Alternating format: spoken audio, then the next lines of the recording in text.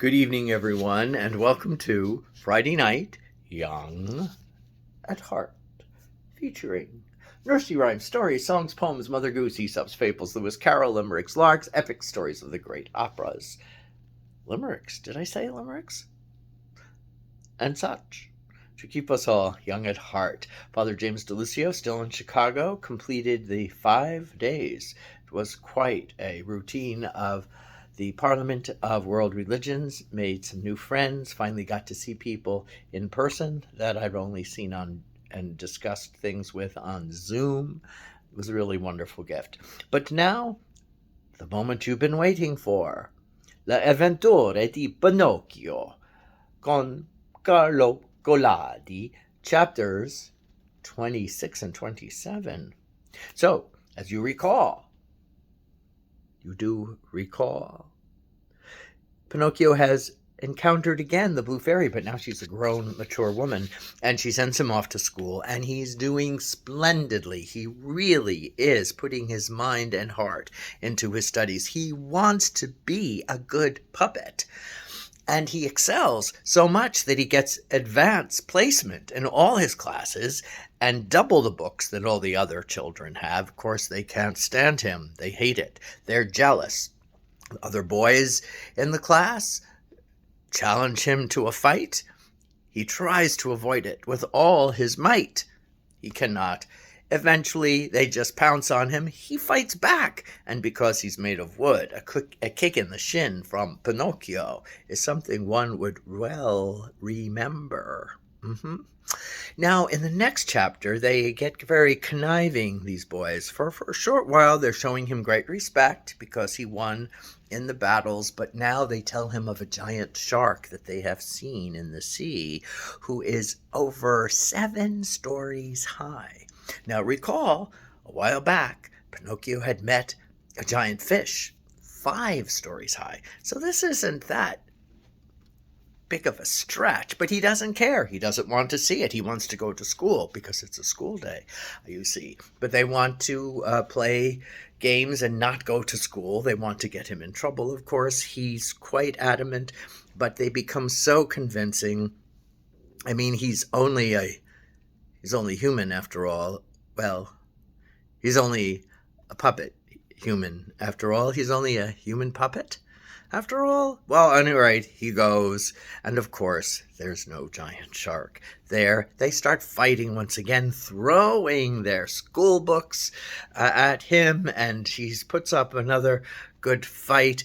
Someone grabs his satchel filled with his heavier books. One is the book on arithmetic is quite a tome, Carlotti wants us to know. One boy picks it up and throws it at Pinocchio, but he hits another boy instead.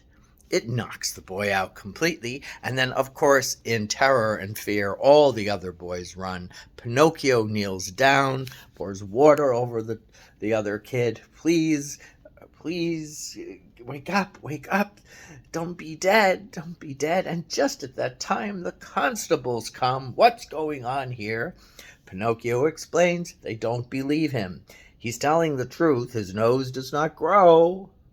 You think they would know, but they don't know. They don't know what we know. You know, that little bit of irony that authors put into write their plays and books and novels. Yes, well, perfect example. The audience knows what some of the characters don't know. Dramatic irony, you remember, right? Good. So, guess what? Guess who's getting arrested again?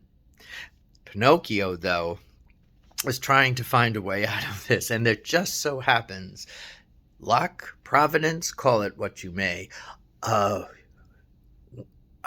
what's the word I want? Forceful, that's the word. A forceful wind comes and blows Pinocchio's cap off his head, and he breaks away from the constables to go and get it. They, of course, they're kind of old, they're kind of overweight, they're not in good physical shape. For heaven's sake, what is it with constables? In the past, long ago, once upon a time. So, right? They send a great, huge mastiff after him, bow wow and all. And Pinocchio almost outruns this mastiff. And then he catches up with Pinocchio, and there's such a tussle that the dirt and the road just kicks up and creates a big cloud of dirt and dust and yuck. The constables can't see them, and that's where Carlotti leaves us at the end of that chapter. What do you think might the conclusion be? Does the mastiff chew on Pinocchio? Does Pinocchio escape? Does he end up in jail again? I'll have to leave you for another whole week to ponder these important questions. And thank you so much for joining me. Good night, everyone. God bless.